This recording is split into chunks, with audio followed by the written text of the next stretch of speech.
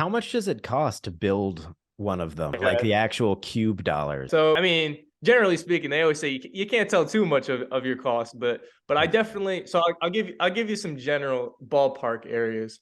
So a real genuine Rubik's Cube retail price is about like $10 to $15 a cube. I have 560 cubes, so obviously I'm not paying retail because I would be making no money on my pieces. So I get a very nice wholesale price. That's Not from the company Rubik's. I'm not affiliated with the company Rubik's Cube because the basically Rubik's Cube is the band-aid of bandages. They're just the top tier, well-known name.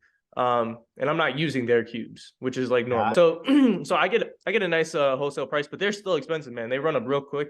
And when let's say I sell a piece, I'm still well into the thousands of dollars of cost when I sell a piece. So sometimes when you make these pieces, the people who you're making them of or for, they actually buy it and Yeah. then you glue it down. So this is really interesting, and there's very much intention on everything I do. So my piece is right here, right? I have just this like standard, like I made this little box from Lowe's. Okay, this is not what I frame my artwork in. I work with a professional woods craftsman. He basically makes me a custom shadow box, or if you want to call it a huge picture frame, essentially, out of like solid, I don't know, maple, mahogany Right. wood, like some nice wood. He puts a glass front. I put the cubes through the back.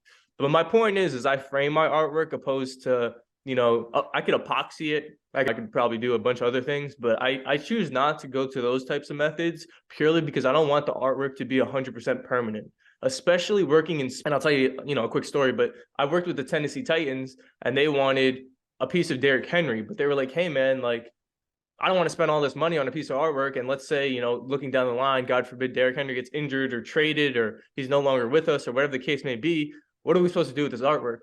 If I epoxied or glued it, I'd tell you you're out of luck. I don't really know what to tell you. But since my artwork is framed, I have the ability to go back to Nashville. I could take the artwork off the wall and I'll switch it to a new athlete or logo or whatever the case may be. I'll switch it to something else. So the artwork, it is pretty, solid on the wall, permanent, but it has the ability to be changed at any time, in any case scenario. That is very cool. I can't think of another form of art that you can just manipulate. Revive. Yeah. Hey, I appreciate that.